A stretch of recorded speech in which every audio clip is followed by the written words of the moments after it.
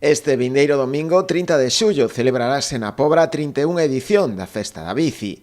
A actividade realizarase a partir das 11 da mañá, na Praza Alcalde II Durán. A esa hora está prevista o inicio da ruta, que terá dous percorridos acordes ás diferentes idades. Preparamos dous percorridos, un percorrido pequeno recomendado para os menores de 8 anos ou esas persoas que lle costa máis facer un percorrido grande, un percorrido pequeno de 1,5 km que vai a transcurrir polas principales rúas do concello, do núcleo urbano, e unha vez finalizado un percorrido grande xa cunha distancia de 10,5 km, en donde xa vamos a salir un pouco do centro urbano para salir, digamos, as zonas, as aldeas do concello. Ao remate deste procederemos co sorteo de agasallos de varias casas comerciais da Pobra, tamén de Sportbike, que contaremos coa súa colaboración,